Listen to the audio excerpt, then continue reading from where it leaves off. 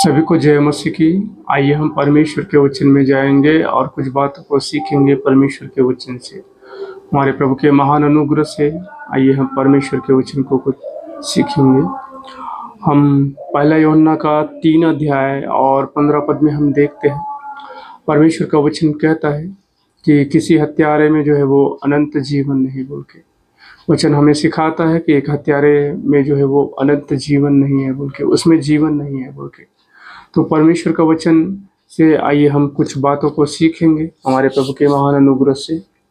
हम देखते हैं परमेश्वर का वचन बताता है, जिस दिन परमेश्वर ने सारी सृष्टि की, सारी मनुष्य जाति की उन्होंने सृष्टि की और सारे संसार को उन्होंने बनाया। और जब उन्होंने प्रथम मनुष्य को बनाया, आदम को जब उसने बनाया, तो परमेश्वर ने एक आज्ञा जो है वो आदम को दिया था। एक आज्ञा परमेश्वर ने आदम को दिया था कि वह भले बुरे के ज्ञान के वृक्ष के फल को ना खाए बोल के। और प्रभु ने उनको एक बात कहा था कि जिस दिन तुम वह फल खाओगे उसी दिन तुम जो है वो मर जाओगे बोल के। उस वचन में हम देखते हैं कि आदम जो है जब उस फल को खाया तो वह उस दिन नहीं मरा, वो शरीर में जो है वो 930 साल जीवित था, लेकिन आत्मा में जो है वो उसी दिन वो मर चुका और परमेश्वर की उपस्थिति से उसी दिन वो दूर हो चुका था।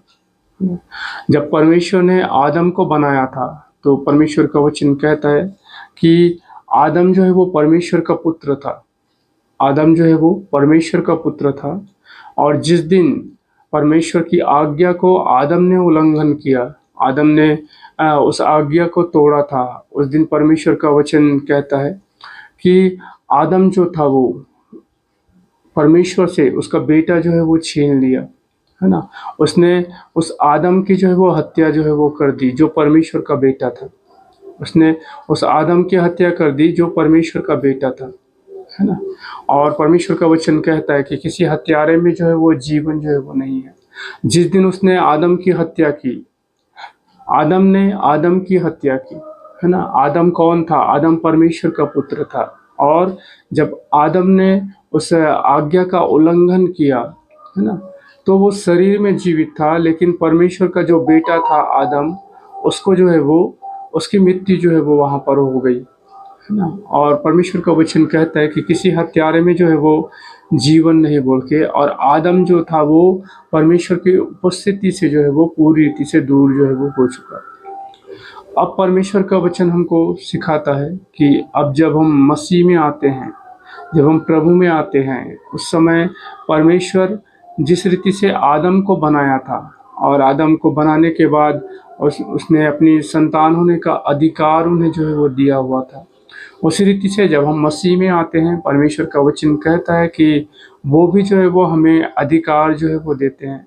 आज हम मसीह में आने के बाद, प्रभु यीशु मसीह के ऊपर विश्वास करने के बाद, हम जो है वो परमेश्वर के बेटे और बेटियां जो है वो कहलाते हैं। हमारा मसीह जीवन जो है वो जिसका शुरुआत होता है, वो परमेश्वर का वचन कहता है जिस दिन हमने परमेश्वर को ग्रहण किया उस दिन हम उनकी संतान जो है वो कहलाते हैं।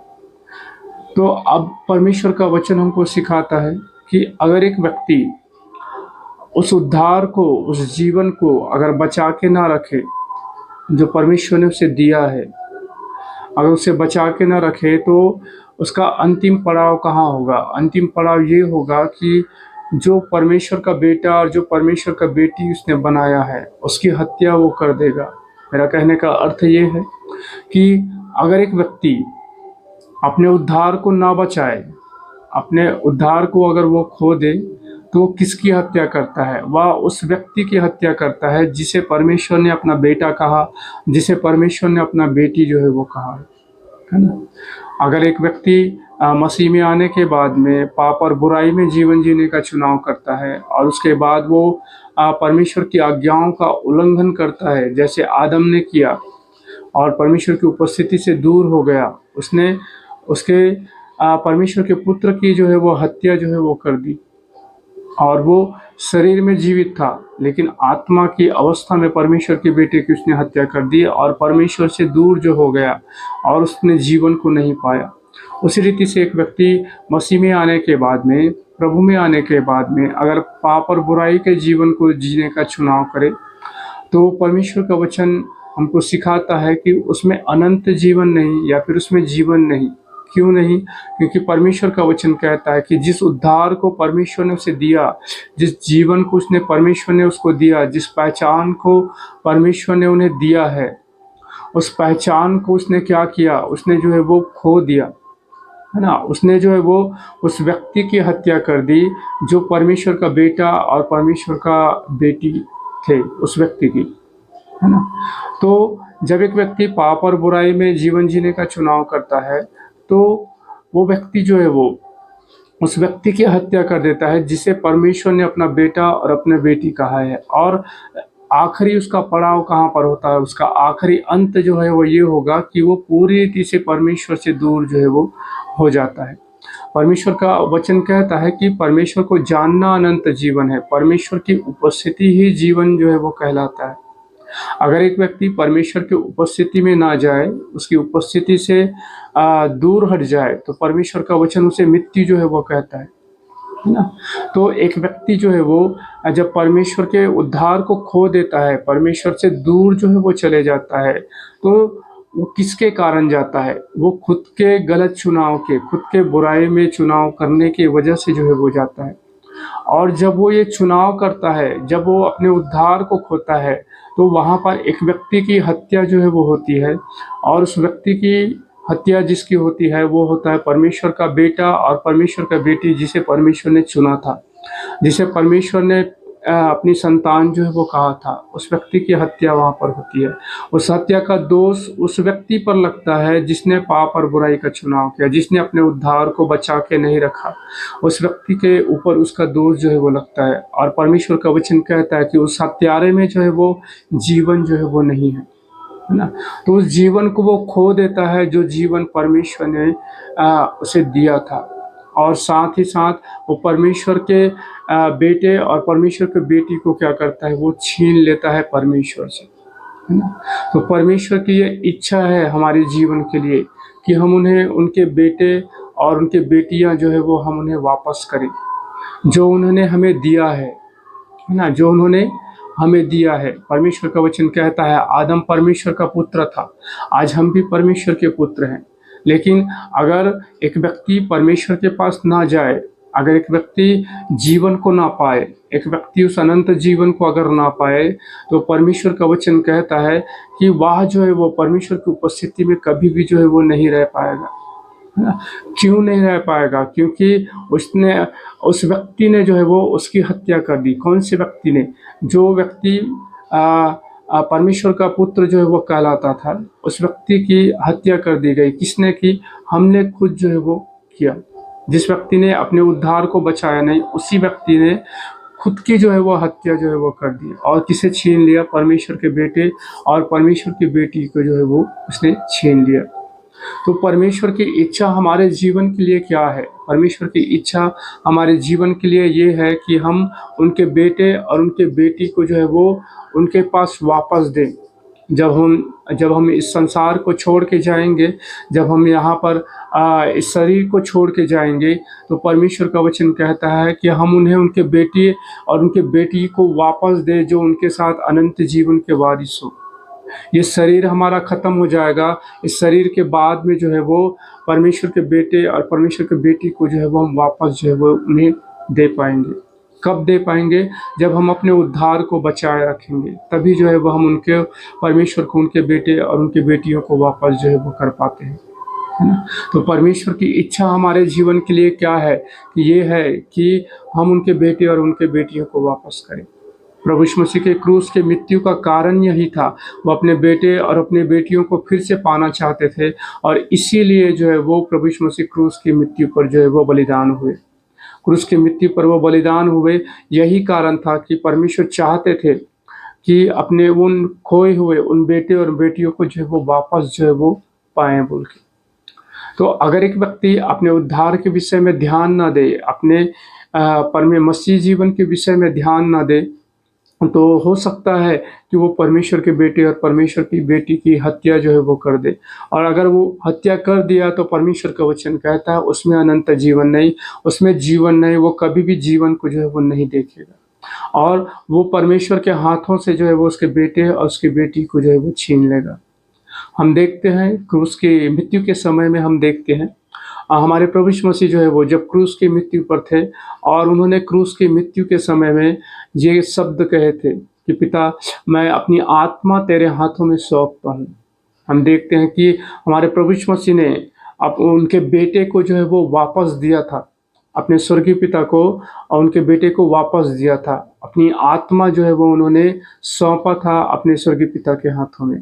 हम देखते हैं स्तिफनुस के बारे में कि स्तिफनुस ने जो है वो अपनी आत्मा जो है वो परमेश्वर के हाथों में जो है वो सौंपे थे, है ना। तो परमेश्वर का वचन कहता है जो हमारे भीतर जो आत्मा है ये परमेश्वर से उत्पन्न है, ये परमेश्वर का बेटा और ये परमेश्वर की बेटी है। ये शरीर नहीं, ये शरीर खत्म हो जाएगा, लेकिन जो आत्मा हमारे भीतर जो है वो परमेश्वर का वचन कहता है वो परमेश्वर के बेटे और परमेश्वर की बेटी है ना। और परमेश्वर का वचन हमको सिखाता है जिस दिन हम मसीह में आते हैं उस दिन हमारा नया जन्म होता है। जिस दिन हम मसीह में आते हैं, प्रभु यीशु मसीह को ग्रहण करते हैं, उस दिन हमारा नया जन्म होता है। उस दिन हम परमेश्वर के बेटे और बेटियां बनते हैं। कहाँ बनते हैं? परमेश्वर का वचन कहता है कि उनकी हमारी आत्मा में जो है वो हम जन्म जो है वो पाते हैं। शरीर में हम अपने माँ बाप से जन्मे थे, लेकिन आत्मा में हम परमेश्वर से जन्म लेते हैं। और जब हम आत्मा में परमेश्वर से जन्म लेते हैं तो उसी आत्मा की परमेश्वर मांग जो है वो करते हैं कि हम उन्हें वापस करें।